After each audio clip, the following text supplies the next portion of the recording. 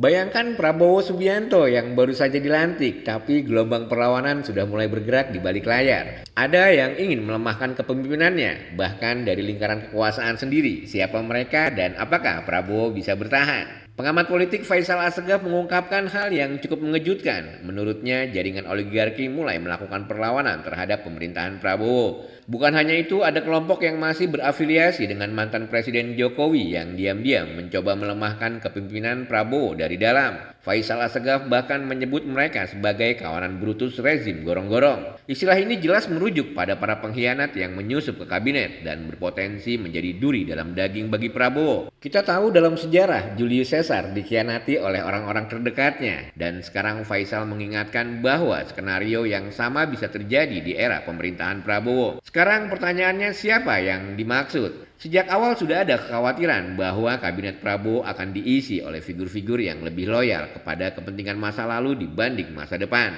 Jika benar ada pihak yang berusaha melemahkan kepemimpinan Prabowo dari dalam, maka pertanyaannya bukan lagi apakah akan ada konflik, tapi kapan ledakan politik itu terjadi? Menurut Faisal, Prabowo harus segera mengambil sikap tegas. Jangan beri ruang bagi kawanan brutus menyusup ke kabinet, katanya di akun X miliknya. Tapi apakah itu mungkin? Apakah Prabowo punya kekuatan penuh untuk menentukan siapa saja yang duduk di pemerintahan? Kita lihat di pemerintahan Jokowi sebelumnya banyak keputusan besar yang sebenarnya dipengaruhi oleh oligarki. Mereka yang punya uang, punya pengaruh, dan punya kepentingan bisnis di sektor strategis seperti migas dan tambang. Sekarang Faisal memperingatkan bahwa jika Prabowo tidak segera merombak kabinet dan menyingkirkan orang-orang ini, pemerintahannya bisa tersandra oleh kepentingan lama. Masalahnya adalah perombakan kabinet itu bukan perkara mudah. Jika Prabowo melakukan reshuffle terlalu cepat, bisa memicu perlawanan dari kelompok-kelompok yang merasa kepentingannya terganggu. Jika dia terlalu lambat, bisa-bisa pemerintahan ini justru dikendalikan oleh kekuatan yang ingin melemahkannya. Menurut Faisal, Prabowo harus memilih berpihak kepada rakyat atau tetap dalam cengkraman oligarki dan kepentingan lama. Jika tidak segera bertindak, Prabowo bisa saja kehilangan momentumnya untuk melakukan perubahan besar yang dijanjikan sejak kampanye. Sekarang kita berada di titik krusial. Apakah Prabowo akan berani mengambil langkah tegas untuk membersihkan kabinet dari pengaruh oligarki? Ataukah dia justru akan terjebak dalam skenario politik yang sudah disiapkan oleh kelompok tertentu? Menurut kalian, langkah apa yang seharusnya diambil oleh Prabowo? Apakah reshuffle kabinet adalah solusi terbaik atau justru ini akan menimbulkan konflik politik yang lebih besar?